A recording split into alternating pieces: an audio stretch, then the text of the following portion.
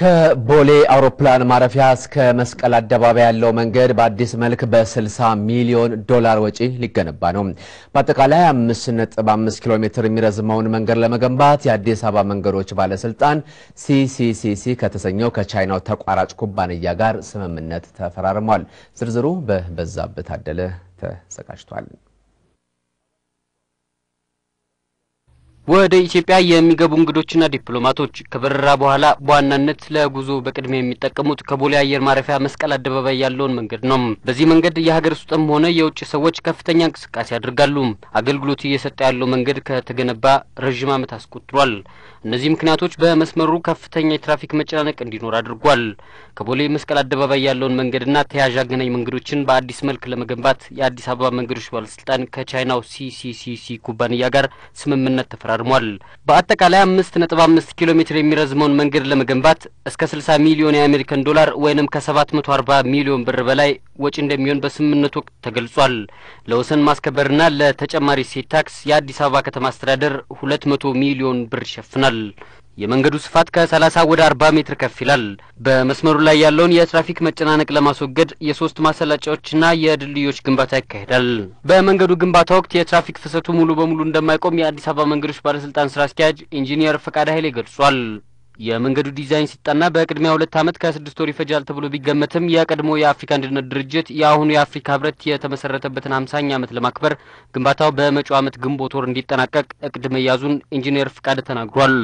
የተቋራጩ ሲሲሲሲ ስራ አስኪያጅ ጆን ዮንግ ሼንግ እንደሚገልጹት ድርጅታቸው ባለፉት 13 ዓመታት በኢትዮጵያ የተለያዩ የመንገድ ግንባታ ፕሮጀክቶች ላይ የተሳተፈ ነው፣ የአዲስ አዳማ ኤክስፕረስ ዌይን ጨምሮ።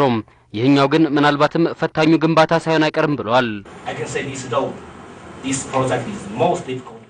ከቦሌ መስቀል አደባባይ የሚሰራው መንገድ በሀገሪቱ ካሉት ውስጥ አስቸጋሪው ሊሆን ይችላል የሚል ግምት አለኝ። ምክንያቱም የመንገዱ ዲዛይን በጣም ውስብስብና ደረጃውም ከፍተኛ ስለሆነ ነው። ነገር ግን ከአዲስ አበባ መስተዳድር አካላት ጋር በመተባበር በብቃት እንፈጽመዋለን። በስምምነቱ ላይ በቻይና ኤምባሲ አማካሪ የሆኑት ሚስተር ቼም ተገኝቷል።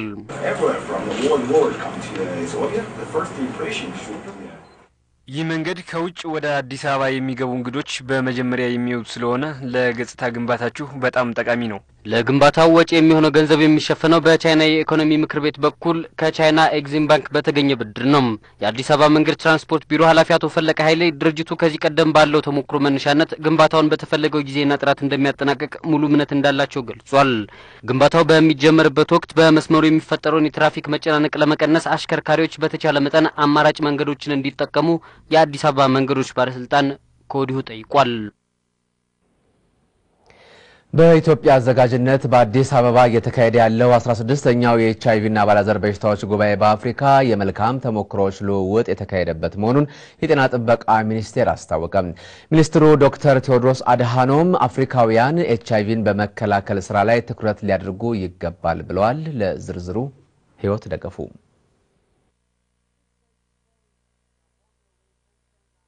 16ኛው የኤችአይቪ እና አባላዘር በሽታዎች ጉባኤ ከኤችአይቪ ጋር ተያያዥነት ባላቸው አጀንዳዎች ላይ መክሯል።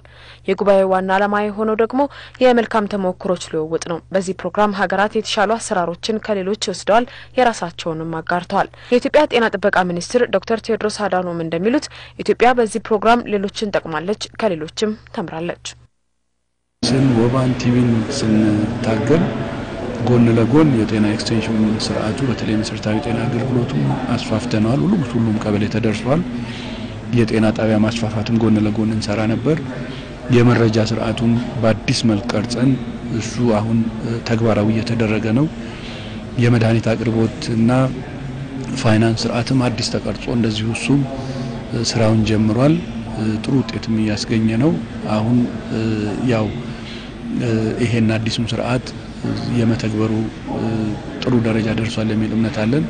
ከሰው ኃይል አኳያም የስርዓቱ አንድ አካል ነው። እሱንም እየሰራ እንደቆየን አስረድተናቸዋል። እኛ ከውጭ ከተማርነው ደግሞ አንዱንም በወስድ እዚህ በተለይ ቫይረሱ ከእናት ወደ ህፃን እንዳይተላለፍ ጥሩ ውጤት ካገኙ ሀገሮች ለመማር ችለናል።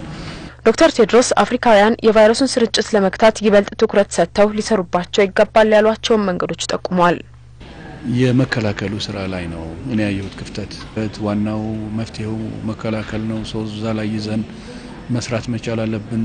በዋናነት መከላከል ስንል ደግሞ ህዝቡን የሚያሳትፍ መሆን አለበት። የህዝቡን ዕውቀትና ክህሎት አሻሽለን የተሻለ ውጤት መምጣት ይችላል። የግሎባል ፋንድ ለምሳሌ በህዳር ወር በተደረገ የቦርድ ስብሰባ የ11ኛ ዙር የገንዘብ ድጋፍ እንዲቋረጥ ተደርጓል። ለአፍሪካ በጣም ትልቁ እንግዲህ ከፊት የተደቀነው አደጋ ይሄ በበለጸጉ ሀገሮች ገንዘብ የሚካሄደው የሕክምና ስራ በጣም አደጋ ላይ መሆኑ ነው። ማለት ሕክምና ላይ ያሉ ሰዎች እንዳይቀጥሉ ሊያደርግ የሚችል ሁኔታ ሊፈጠር ይችላል። ስለዚህ ገና ካሁኑ ሊሰራበትና ቢያንስ የጀመሩት እንዲቀጥሉ ከዛ በተጨማሪ ደግሞ አዲስም ሕክምናው የሚያስፈልጋቸው ሕክምናቸውን እንደ ማግኘት እንዲቀጥሉ የሚያስችል መግባባት በዓለም ደረጃ እንዲካሄድ ያስፈልጋል። የጤና ጥበቃ ሚኒስትሩ እንዳሉት ኢትዮጵያ የተሳካለት ጉባኤ ነው ያካሄደችው። ይህንን ጉባኤ ማዘጋጀቷ ደግሞ ዘርፈ ብዙ ጠቀሜታዎች እንዳሉት ገልጸዋል።